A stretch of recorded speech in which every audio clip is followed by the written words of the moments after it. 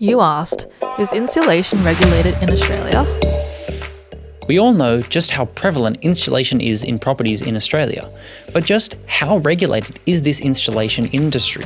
For existing buildings, there aren't really mandatory insulation standards, but for new buildings there is a regulatory framework. On a side note, this actually creates a big problem for people renting properties, as landlords are not necessarily required to comply with minimum insulation standards from the federal government. This means that some renters may be forced to spend their hard-earned money on making buildings reach a minimum standard of living. The first thing to know is that insulation rules are actually quite complex and vary from state to state. The laws governing insulation for homes and commercial businesses is largely found under the Building Code of Australia, also known as the BCA, and they are intricate to say the least. The laws incorporate standards for ventilation as well as other associated rules which indicate what R value certain insulation must have for certain parts of the building. One of the main reasons for Australia's varying insulation laws is that the country is separated into several different climatic zones for the sake of the laws, and each temperature zone has its own set of insulation criteria. And to make matters that even more complicated, various states and territories have their own set of exclusions to the Building Code of Australia.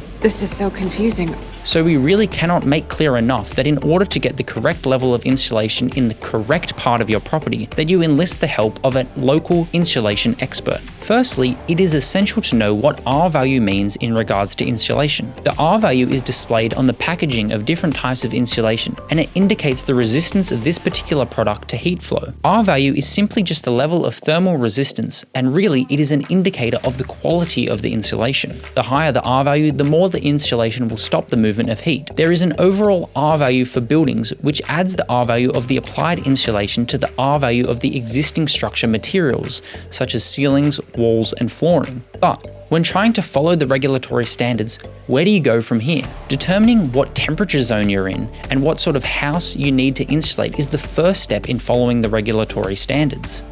This will help you figure out what R values you'll need to install for different parts of your house.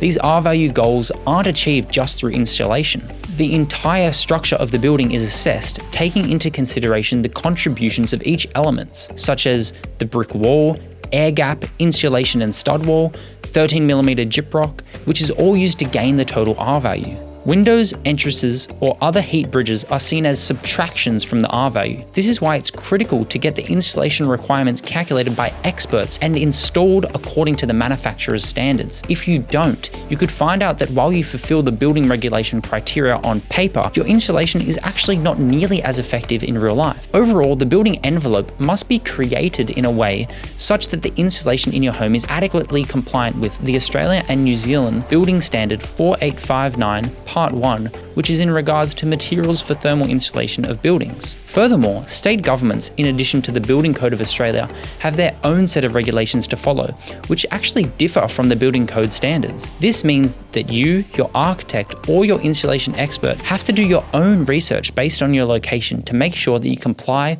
with state regulations as well as the overall regulations. On a side note, this actually creates a big problem for people renting properties, as landlords are not necessarily required to comply with minimum insulation standards from the federal government. This forces renters to spend their hard-earned money on heating and cooling the building that is not insulated properly, which is just unfair.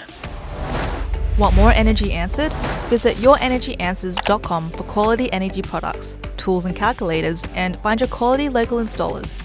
Please support the channel by liking the video, hit that subscribe button, and ring the bell, and check out all our other videos. You're still here? I'll see you next time.